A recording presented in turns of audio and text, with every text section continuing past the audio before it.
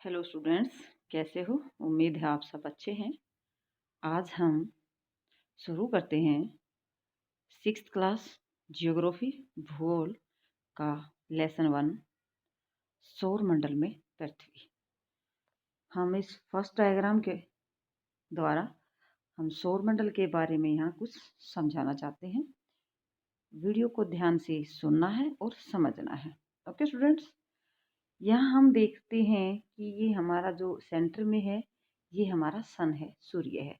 बाकी इसके जो चारों तरफ हैं वो हमारे ग्रह हैं, प्लेनेट हैं। ओके, प्लूटो भी हमारे सौरमंडल का पार्ट था, लेकिन अब उसको ग्रह से हटा दिया गया है। ग्रह की जो कैटेगरी से उसे हटाकर अलग कर दिया गया है। अब हमारे 8 प्लेनेट हैं, 8 ग्रह हैं। ओके स्टूडेंट्स, इसके बारे में हम डिटेल से आगे लेसन में रीड करेंगे। ओके, अब हम देखते हैं यहाँ हम पूरा लेसन कराने की बजाय एग्जाम के पॉइंट ऑफ व्यू से जो मेन पॉइंट हैं उन्हीं को ध्यान से समझते हुए आगे चलेंगे। ओके स्टूडेंट्स, वैसे सूर्यास्त के बाद यानी कि जब शाम हो जाती है, सूर्य अस्त होने लगता है, तो आपको आसमान में देखना बहुत अच्छा लगता है। इसके बाद जो उसमें स्टार हैं वो चमकने स्टार्ट हो जाते हैं, सितारे हैं वो चमकना शुरू कर देते हैं। तो जितनी भी जो चमकदार चीज़ें हैं हमारे आकाश के अंदर, उन्हीं के बारे में हम अब यहाँ रीड करेंगे। तो अब हम यहाँ स्टार के साथ साथ मून यानी चंद्रमा को भी आप चमकते हुए देखते हैं आकाश में। तो यहाँ एक फर्स्ट पॉइंट हम जिसको ले रहे हैं पूर्णिमा। तो कई बार एग्जाम में इसके पूछा जा सकता है पूर्णिमा किसे कहते हैं। पूर्ण चंद्रमा वाली रात होती है उसे हम पूर्णिमा कहते हैं। आप देखते हैं कि पूरे मंथ के 15 दिन के बाद आप इसे नहीं देख सकते हैं। पूर्णिमा के दिन हमें पूरा चंद्रमा दिखाई देता है आसमान के अंदर, फुल जो शेप होती है उसकी गोलाकार में, उसमें दिखाई देता है। लेकिन पूर्णिमा के 15 दिन बाद आप नहीं देख पाते हैं। क्यों? क्योंकि जिस दिन आप चंद्रमा को नहीं देख पाते हैं उस दिन क्या होती है? अमावस्या। अब ये ध्यान रखना है, जिस दिन आपको फुल मून दिखाई देता है आसमान के में तो उसे पूर्णिमा बोलते हैं, और जिस दिन बिल्कुल भी दिखाई नहीं देता है उसको अमावस्या बोलते हैं। तो 2 पॉइंट यहाँ हमारे हैं, मून से रिलेटेड, चंद्रमा से रिलेटेड, जिसको हम एक नए चंद्रमा को भी बोल सकते हैं कि जब हम अमावस्या के बाद आसमान के अंदर धीरे धीरे जब उसकी छोटी शेप में हमें दिखाई देता है, यानी कि नया मून या नए चंद्रमा के अकॉर्डिंग उसको हम बोल सकते हैं। ओके स्टूडेंट्स, अब हम यहाँ देखते हैं खगोलीय पिंड क्या होते हैं। तो खगोलीय पिंड क्या है? सूर्य, चंद्रमा और सभी जो वस्तुएं रात के समय आसमान में चमकती हुई दिखाई देती हैं उसको बोलते हैं हम खगोलीय पिंड। ओके, तो ये खगोलीय पिंड पूर्णिमा और अमावस्या से रिलेटेड हमने पॉइंट है वो क्लियर किए। क्या है खगोलीय पिंड की विशेषताएं? ये आकार में बड़े भी हो सकते हैं, होते हैं, और गर्म भी होते हैं। ये गैसों से बने होते हैं। तो यहाँ से क्वेश्चन पूछा जा सकता है खगोलीय पिंड किससे बने होते हैं? गैसों से। इनके पास अपनी ऊष्मा और प्रकाश होता है। किसके पास? जो खगोलीय पिंडों में स्टार हैं, सितारे हैं, और ये बहुत बड़ी मात्रा में उत्सर्जित करते हैं। क्या? ऊष्मा और प्रकाश को ज्यादा मात्रा में उत्सर्जित करते हैं।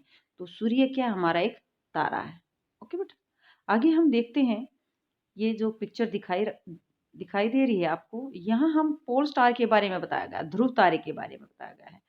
तो इसके बारे में हम आगे देखते हैं। अब यहाँ देखते हैं कि रात के समय अनगिनत तारे हमें, जिसको हम काउंट नहीं कर सकते हैं, वो आसमान में हमें दिखाई देते हैं। हमसे बहुत अधिक दूर होने के कारण उनकी ऊष्मा और प्रकाश को हम महसूस नहीं कर सकते। जो उनकी गर्मी है, उसकी उनकी हीट है, उसको हम महसूस नहीं कर सकते। बहुत ज़्यादा दूर होने के कारण हमें ये बहुत छोटे दिखाई देते हैं। इनकी ऊष्मा और प्रकाश को हम महसूस नहीं कर सकते हैं, लेकिन दूर होने के कारण ये हमें बहुत छोटे दिखाई देते हैं। इस बात को हमें ध्यान रखना है कि कुछ दूरी से देखने पर सभी वस्तुएं छोटी दिखाई देती हैं। जैसे कि आप कभी ऊंचाई पर गए हुए, काफी 2 स्टोरी या 3 स्टोरी किसी बिल्डिंग पे गए हो, तो ऊपर से देखने से नीचे की जो चीजें हैं वो कुछ छोटी दिखाई देती हैं। जैसे कई बार आप आसमान में देखते हैं हवाई जहाज, तो आपको हवाई जहाज बहुत छोटे दिखाई देते हैं।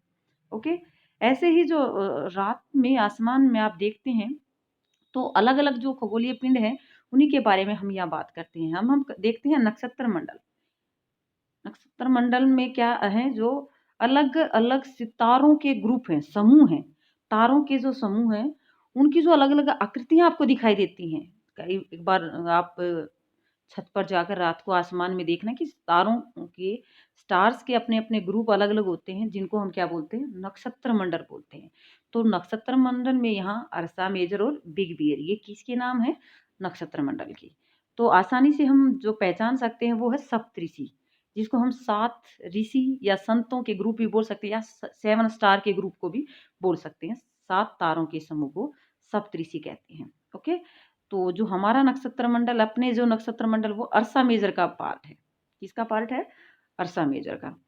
तो आप किसी अपने आस पड़ोस या बड़े व्यक्ति से, घर के किसी बड़े व्यक्ति से इनके बारे में, जैसे तारों के ग्रहों और नक्षत्र मंडल के बारे में, जैसे आप आसमान में जाकर अलग अलग टाइप की जो आकृतियां बनी हुई हैं उनसे पूछ सकते हैं। तो इन्हीं आकृतियों में हम किसको पहचानने की कोशिश करते हैं, पोल स्टार को। पोल स्टार हमेशा कौन से डायरेक्शन में होता है, ये नॉर्थ डायरेक्शन में होता है, ध्रुव तारा जिसको बोलते हैं। पोल स्टार नॉर्थ साइड में हमेशा होता है। तो ये नक्षत्र मंडल है, जैसे सप्तऋषि यहाँ दिखाई दे रहे हैं, ये 7 स्टार आपको दिखाई दे रहे हैं। तो ये जो 7 स्टार के 2 स्टार हैं, ये इनके बिल्कुल सामने एक ज्यादा चमकता हुआ स्टार है, जिसको हम पोल स्टार या ध्रुव तारा के अकॉर्डिंग ध्रुव तारा कह सकते हैं। ओके स्टूडेंट्स, अब हम यहाँ देखते हैं पुराने समय में जो समय का अंदाजा था लोग कैसे लगाते थे, यानी कि दिशाओं का जो निर्धारण वो कैसे करते थे। तो कई बार रात के समय तारों के द्वारा भी वो दिशाओं को पहचानने या दिशाओं का पता लगाने की कोशिश करते थे। तो जो पोल स्टार है, ध्रुव तारा, वो हमेशा उत्तरी दिशा में होता है। तो ध्रुव तारा हमेशा उत्तर दिशा को बताता है, इसलिए एक ही स्थान पर यह हमेशा रहता है। ओके, अब हम देखते हैं जो सप्तऋषि मंडल के जो सांकेतिक तारे अभी हमने देखे थे 7 स्टार के ग्रुप में। तो एक काल्पनिक रेखा से हम उस स्टार का, पोल स्टार का पता लगा सकते हैं। ओके, कुछ खगोलीय पिंडों में अपना प्रकाश और ऊष्मा नहीं होती है, जिसको हम ग्रह कहते हैं।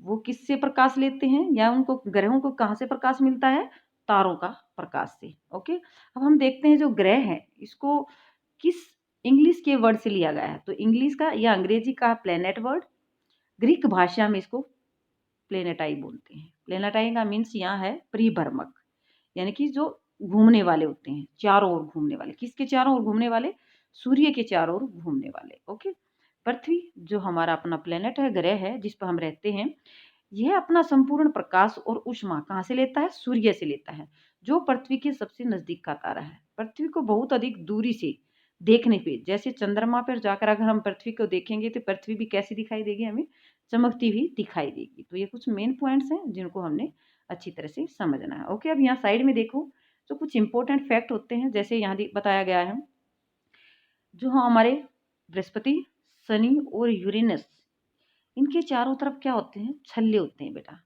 तो ये जो हमारे ग्रह हैं बृहस्पति, शनि और यूरेनस, इनके चारों तरफ छल्ले होते हैं, इसलिए छल्ले वाले ग्रह भी हम इनको कह सकते हैं। तो इन छल्लों को हम दूरबीन की सहायता से देख सकते हैं। आगे इनके बारे में डिटेल से एक डायग्राम के द्वारा समझाएंगे। ओके स्टूडेंट्स, आगे हम ये डायग्राम है, इस डायग्राम की मदद से हम देखते हैं। तो ये सारे हमारे एक प्लेनेट बताए हैं सौरमंडल के अंदर, कि सूर्य के नजदीक और दूर किस प्रकार से हम ग्रह को समझ सकते हैं। तो सबसे पहले हम यहाँ नीचे देखते हैं, ये क्या है बेटा, सन है। तो ये फर्स्ट है जो सबसे नजदीक है हमारा, बुध प्लेनेट, मरकरी प्लेनेट जिसको बोल सकते हैं, बुध ग्रह। सेकंड विनस, थर्ड अर्थ, फोर्थ मंगल। तो ये 4 ग्रह हैं हमारे, जिनको हम आंतरिक ग्रह भी बोलते हैं। आंतरिक ग्रह यानी कि जो सूर्य के बिल्कुल के नजदीक हैं, जो चट्टानों से बने होते हैं। जैसे हमारी अर्थ के ऊपर बहुत सारे माउंटेन्स हैं, हिल्स हैं, तो ये चट्टानों से बने होते हैं। और जो 4 दूसरे ग्रह हैं वो गैसियस ग्रह यानी कि गैसों से बने हुए हैं। तो अब यहाँ ध्यान देना, ये एक पट्टी जो दिखाई दे रही है इसको बोलते हैं क्षुद्र ग्रह पट्टी। तो इस क्षुद्र ग्रह की पट्टी से इधर वाले पार्ट के जितने भी ग्रह हैं, 4 ग्रह हैं, इनको आंतरिक ग्रह जो चट्टानों से बने होते हैं। ओके स्टूडेंट्स, अब हम बाकी के 4 ग्रह के बारे में देखते हैं। क्षुद्र ग्रह से दूर इस साइड वाले ग्रह ये हमारे बाह्य ग्रह हैं, जिन जो बहुत बड़े होते हैं आकार के, और जो गैस और तरल पदार्थों से बने होते हैं। तो 5th नंबर का हमारा क्या है, बृहस्पति, शनि, यूरेनस। और जो सबसे दूर का हमारा जो ग्रह है वो है नेपच्यून। ये हमारा सबसे दूर का क्या है, नेपच्यून ग्रह है। तो ये 4 ग्रह हैं, ये क्या है, हम बाह्य ग्रह हैं जो गैसों से बने हुए हैं या तरल पदार्थों से बने हुए हैं। अब इसको समझने के लिए यहाँ देखिए जो आंतरिक ग्रह हैं दिए गए हैं, ये 4 हमारे ग्रह हैं, बुध है, शुक्र है, पृथ्वी है, मंगल है। तो यहाँ हम देखते हैं कि कौन सा ग्रह सूर्य के चारों तरफ कितने दिन में परिक्रमण करता है या इसके चारों तरफ राउंड लगाता है। ये एक तो होता है जैसे हमारी अर्थ है अपने अक्ष पर घूमती है 24 आवर्स में, एक डे जो बनता है कंप्लीट, और बाकी जो सूर्य के चारों तरफ एक राउंड कंप्लीट करती है जिसको परिभ्रमण कहते हैं, वो 365 डेज में कंप्लीट करती है। ऐसे ही जो दूसरे ग्रह हैं वो अपने अक्ष पर और सूर्य के चारों तरफ 2 टाइप के चक्कर लगाते हैं। तो यहाँ देख लेना अपने अक्ष पर और सूर्य के चारों तरफ कितना टाइम लेते हैं सभी ग्रह। तो ये हम अब देखते हैं यहाँ चंद्रमा कितने हैं। जैसे पृथ्वी का चंद्रमा कितना है, 1 है हमारा, और जो मंगल है इसके चंद्रमा की संख्या 2 है। तो ये आंतरिक ग्रह अभी मैंने बताए थे सूर्य के बहुत नजदीक हैं, चट्टानों से बने हुए हैं।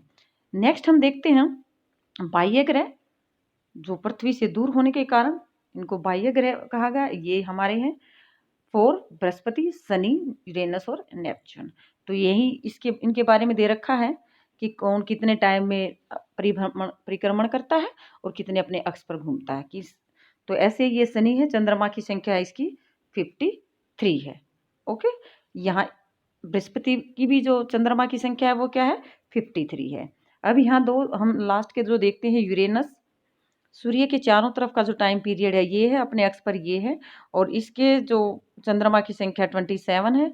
और नेपच्यून जो हमारा सबसे लास्ट का या सबसे दूर का, सूर्य से सबसे दूर का ग्रह कौन सा है, नेपच्यून है। तो ये इसके चंद्रमा की संख्या 13 है। तो ये इंपॉर्टेंट बातें हैं जो आपको लर्न करनी है, ये ध्यान रखनी है। और ये जो बाह्य हमारे हैं ये गैस और तरल पदार्थों से बने हैं, आकार में बहुत बड़े होते हैं, सूर्य से बहुत दूर हैं।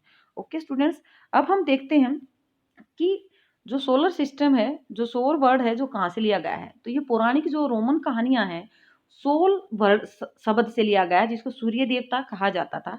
सौर शब्द का अर्थ होता है सूर्य से संबंधित, इसलिए सूर्य के परिवार को हम एक परिवार मानते हैं। जो सूर्य के चारों तरफ ग्रह चक्कर लगाते हैं वो उस परिवार का हिस्सा है, और उस परिवार का मुखिया कौन है, सूर्य है। ओके, तो सौर मंडल कहा जाता है सूर्य के परिवार में जो 8 ग्रह हैं, इन सबको मिलाकर सौर मंडल का परिवार कहा जाता है। अब हम यहाँ देखते हैं कि इस शब्द की उत्पत्ति कहाँ से हुई है। जैसे जो हमारी अर्थ है, इस शब्द की उत्पत्ति कहाँ से हुई है। ओके, तो यहाँ जियोग्राफी जो भूगोल वर्ड है, यहाँ हम लेते हैं जी का अर्थ पृथ्वी से लिया गया, ग्राफिया का मीन है यहाँ लिखना, यानी कि पृथ्वी के बारे में लिखना। तो यहाँ जियो के साथ 3 शब्द और जोड़ दिए गए हैं, जैसे जियोलॉजी पृथ्वी का अध्ययन करना, जियोमेट्री पृथ्वी को मापना, मेजरमेंट करना, जियोड पृथ्वी का जो शेप है, आकार है। ये 3 वर्ड याद रखने हैं। जियोग्राफिया भूगोल मीन जी मीन पृथ्वी, ग्राफिया मीन लिखना, और इसके अलावा ये 3 शब्द हैं, इनके बारे में हमने अच्छी तरह से समझना है। अब हम देखते हैं यहाँ कि जो सौर मंडल, जैसे हम चंद्रमा के बारे में देख रहे हैं, चंद्रमा क्या है, पृथ्वी का एक उपग्रह है। यह हमारी पृथ्वी के साइड में घूमता रहता है, चारों तरफ चक्कर लगाता है। हमारी पृथ्वी के समास जो अन्य 7 प्लेनेट और हैं, ग्रह हैं, सूर्य से प्रकाश और ऊष्मा प्राप्त करते हैं, उनके पास भी अपने चंद्रमा, जो अभी हमने डायग्राम के माध्यम से समझने की कोशिश की है। अब हम देखते हैं सौर मंडल क्या है। तो सौर मंडल के अंदर सूर्य है, 8 ग्रह हैं, उपग्रह हैं, और दूसरे खगोलीय पिंड हैं, जिसमें क्षुद्र ग्रह, उल्का पिंड भी आते हैं, जो सब मिलकर किसका निर्माण करते हैं, सौर मंडल का। तो अभी हमने बताया था ये सौर परिवार है, जिसका मुखिया कौन है, सूर्य है।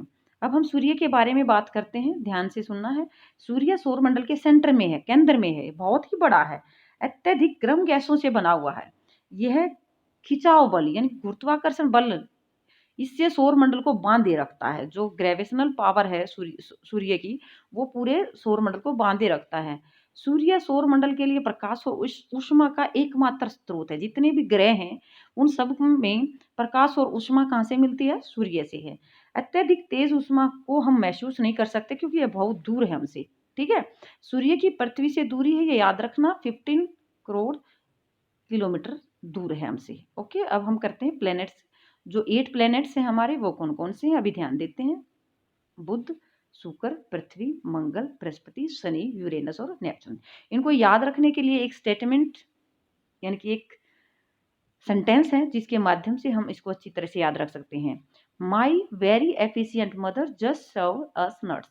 माई एम से मरकरी, जिसको हम इंग्लिश में याद कर सकते हैं, Venus, Earth, Mars, Jupiter, Saturn, Uranus और नेपच्यून। ये 8 प्लेनेट है जिनको हम आसानी से याद कर सकते हैं, ये एक सेंटेंस याद करने से। ओके, अब ये सौरमंडल के जो 8 प्लेनेट हैं, 8 ग्रह, ये निश्चित पथ पर सूर्य के चारों तरफ चक्कर लगाते हैं। इस पथ को, इस रास्ते को क्या बोलते हैं हम? दीर्घवृत्ताकार रास्ता बोल सकते हैं। एक बड़े वृत्त के में ये घूमते रहते हैं, जिसको हम कक्ष बोलते हैं, कक्षा कहलाते हैं। बुध सूर्य के सबसे नजदीक का ग्रह है। अपनी कक्षा में सूर्य के चारों ओर, अभी हमने जो पीछे डायग्राम में पढ़ा था, चारों तरफ जो राउंड पूरा करता है वो 88 डेज में करता है। शुक्र को पृथ्वी का जुड़वा ग्रह बोला जाता है, इनको जुड़वा बहनें भी बोला जाता है। इनका आकार और जो आकृति वो एक जैसी होने के कारण इनको जुड़वा बहनें कहा जा सकता है। अब ये हमने बताया था कि प्लूटो जो ग्रह है उसको अलग कर दिया गया है, इसको ग्रह की कैटेगरी से अलग माना गया है। कब से? 2006 की अगस्त के खगोलीय संगठन की एक बैठक हुई थी, जिसमें डिसीजन लिया गया था कि कुछ समय पहले जो खोजे गए थे खगोलीय पिंड, यानी कि जो प्लूटो जैसे ही थे, जिसका नाम 2003 यूबी 313 सीरियस प्लूटो, बोन्य ग्रह इनको कहा जाता है। कई बार पूछा जा सकता है कि बोन्य ग्रह कौन कौन से हैं, तो 2003 यूबी 313 सीरस और प्लूटो। ओके स्टूडेंट्स, आगे हम देखते हैं पृथ्वी। अब अर्थ है हमारी जो थर्ड प्लेनेट है, तीसरा ग्रह है, आकार में 5वां है। अगर पूछा जाए इसका साइज के अकॉर्डिंग कौन सा है, इसका नंबर 5वां है, और जो हमारे सूर्य से दूरी पर है वो थर्ड है। ओके, ध्रुवों पर पृथ्वी क्या है, थोड़ी सी चपटी है, बिल्कुल राउंड शेप नहीं है हमारी, जियोड है जो इसका शेप है। भू आप जिसको आप कह सकते हैं, भू मीन्स पृथ्वी के आकार जैसा। ओके, जीवन की अनुकूल परिस्थितियां हमारे केवल पृथ्वी पर ग्रह पर पाई जाती हैं, बाकी प्लेनेट पर नहीं है। पृथ्वी न तो अधिक गर्म है न ही अधिक ठंडी है, यहाँ पानी भी है, वायु भी है, जो हमारे जीवन के लिए आवश्यक है, इसलिए पृथ्वी को अनोखा ग्रह भी कहा जाता है। ओके, यहाँ पर ऑक्सीजन गैस के साथ दूसरी गैसें भी हैं, तो पृथ्वी सौरमंडल का सबसे अद्भुत या अनोखा ग्रह है। अंतरिक्ष से देखने पर यह नीली दिखाई देती है, क्यों? क्योंकि इसमें 2/3 सतह पानी से ढका हुआ है, इसलिए इसको नीला ग्रह भी कहा जाता है। अब हम यहाँ चंद्रमा के बारे में हमने पीछे भी समझा था कि चंद्रमा किसके चारों तरफ चक्कर लगाता है, हमारी पृथ्वी के। ओके, तो हम देखते हैं पृथ्वी के पास केवल हमारा एक उपग्रह है, चंद्रमा। इसका जो व्यास है पृथ्वी के व्यास का 1/4 है।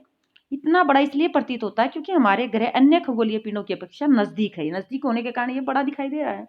अंतरिक्ष ये कितनी दूर है हमारी पृथ्वी से? 3,84,400। तो ध्यान रखना, पीछे हमने सूर्य की दूरी और यहाँ हमने चंद्रमा की दूरी पृथ्वी से समझी है। ओके, अब हम देखते हैं उपग्रह क्या है। उपग्रह क्या है? एक खगोलीय पिंड है जो ग्रहों के चारों ओर चक्कर लगाते हैं। जैसे ग्रह सूर्य के चारों तरफ राउंड लगाते हैं, ऐसे ही जो उपग्रह हैं ये ग्रह के चारों तरफ राउंड लगाते हैं। ओके, अब हम यहाँ देखते हैं मानव निर्मित, यानी मनुष्य के द्वारा जो उपग्रह बनाए गए हैं, ये कृत्रिम उपग्रह हैं, वैज्ञानिकों द्वारा बनाए गए हैं, ताकि ब्रह्मांड के अंदर क्या कुछ हो रहा है वहाँ की जानकारी लेने के लिए। ओके, पृथ्वी पर संचार माध्यम के द्वारा, रॉकेट के द्वारा इनको अंतरिक्ष में भेजा जाता है और पृथ्वी की कक्षा में इसको स्थापित किया जाता है। तो ये मानव निर्मित उपग्रह कौन कौन से हैं, ध्यान देना। ये इनसेट है, IRS है, एडुसेट है, ये 3 हमारे मानव निर्मित उपग्रह हैं। ओके, ये जो उपग्रह है रॉकेट हैं, ये पीछे एक छोड़ा गया था, आपने न्यूज में सुना होगा बार बार, जो सक्सेसफुल नहीं हो पाया। ओके स्टूडेंट्स, अब हम देखते हैं चंद्रमा के बारे में कि चंद्रमा अपना एक राउंड कितने टाइम में पूरा करता है? 27 डेज में। ओके, इतने ही समय में वो अपने अक्ष पर एक चक्कर भी पूरा कर लेता है। ओके, तो हमें चंद्रमा का केवल एक ही भाग दिखाई देता है पृथ्वी से।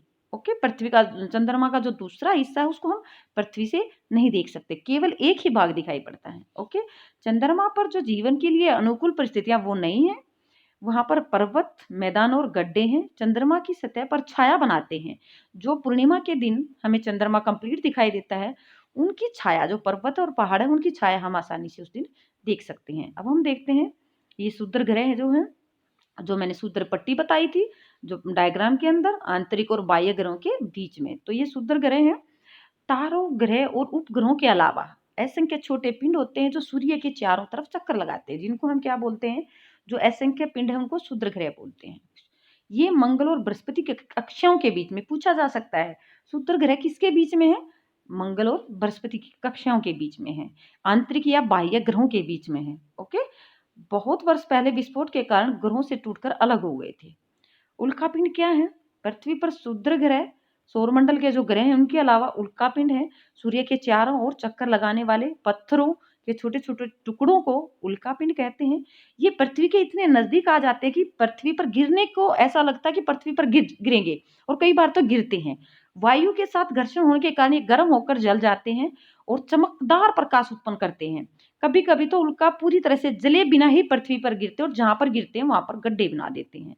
तो क्या आपने कभी तारों और खुले आसमान में एक और दूसरी ओर जो सफेद पट्टियां होती हैं कभी देखी हैं? सफेद पट्टियां, जो सफेद पट्टी दिखाई देती हैं तारों के बीच में, उनको हम आकाश गंगा कहते हैं। तो हमारे सौरमंडल के अंदर आकाश, जो हमारा सौरमंडल है वो किसका पार्ट है? आकाश गंगा का पार्ट है। तो इसी जो आकाश गंगा है उनको मिल्की वे बोलते हैं। ओके, तो आकाश में प्रकाश की एक बहती हुई नदी जैसे ये दिखाई दे रही है, इसको हम बहती हुई प्रकाश की नदी के नाम से भी कह सकते हैं, इसलिए इसका नाम क्या होगा? आकाश गंगा। आकाश गंगा में करोड़ों तारे हैं, बादल हैं, गैसों की एक प्रणाली है। इस प्रकार लाखों आकाश गंगाएं मिलकर किसका निर्माण करते हैं? ब्रह्मांड का निर्माण करते हैं। तो ब्रह्मांड की विशालता की कल्पना करना अत्यधिक कठिन है, यानी कि हम उसकी उसके विशाल रूप के बारे में नहीं जानते हैं। वैज्ञानिक अभी भी उसकी जानकारी इकट्ठा करने में लगे हुए हैं। हमें उनकी जानकारी मिलती रहती है, फिर भी हम जानते हैं कि हम सभी किसका हिस्सा हैं? इस ब्रह्मांड का हिस्सा है। तो इस डायग्राम के द्वारा हम समझते हैं कि हम सब कहाँ रह रहे हैं? पृथ्वी पर रह रहे हैं, और पृथ्वी हमारे सौरमंडल का एक ग्रह है। और सौरमंडल किसका पार्ट है? आकाशगंगा का। और आकाशगंगा मिलकर किसको बनाती है?